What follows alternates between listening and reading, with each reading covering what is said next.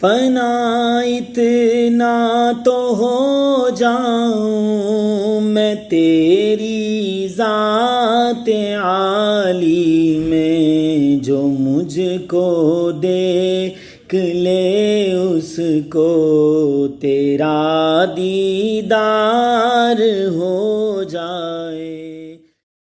الحمدللہ رب العالمین والصلاة والسلام علی سید الانبیاء والمرسلین، اما بعد فاعوذ باللہ من الشیطان الرجیم، بسم اللہ الرحمن الرحیم۔ کہتے ہیں کہ آپ صلی اللہ علیہ وسلم کے لعاب دہن یعنی تھوک مبارک کی برکتوں سے مدینے کے بچے تک اتنے مانوس تھے کہ ایک بار نبی کریم صلی اللہ علیہ وسلم کی محفل میں کسی نے دودھ کا پیالہ پیش کیا۔ آقا دو عالم صلی اللہ علیہ وسلم کی داہنی طرف ایک چھوٹا بچہ بیٹھا ہوا تھا اور بائیں طرف حضرت سیدنا ابو بکر صدیق رضی اللہ تعالی عنہ اور دیگر صحابہ کرام علیہم رضوان تشریف فرما تھے۔ حضور صلی اللہ علیہ وسلم کی مبارک عادت تھی کہ ہر کام داہنی یعنی رائٹ سائڈ سے شروع فرماتے تھے، یہاں تک کہ اپنے تبرکات کی تقسیم بھی داہنی طرف سے ہی شروع فرماتے۔ دودھ نوش فرما کر جیسے ہی حضور صلی اللہ علیہ وسلم نے اسے تقسیم کرنا چاہا، دائیں طرف بیٹھے ہوئے بچے کی طرف نظر پڑی۔ حضور صلی اللہ علیہ وسلم نے اس بچے سے دریافت فرمایا، میری مجلس کے دستور کے مطابق حق تو تم ہی کو پہنچتا ہے کہ دودھ کی تقسیم کا سلسلہ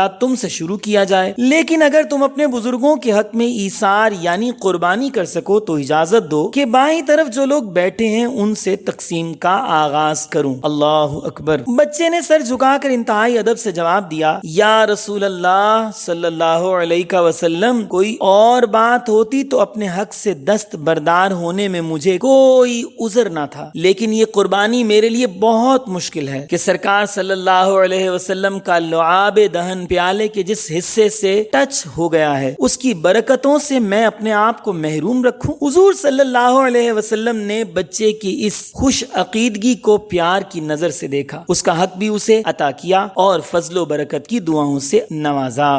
سبحان اللہ۔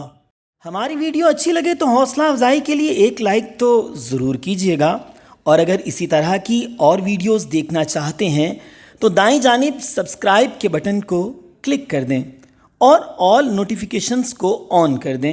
آپ کی اتنی سی کاوش سے ہر نئی آنے والی ویڈیو کی اطلاع آپ کو ہر مرتبہ ملتی رہے گی، اور جاتے جاتے کمنٹس کے اندر اپنی رائے کا اظہار کرنا نہ بھولیے گا۔ شکریہ۔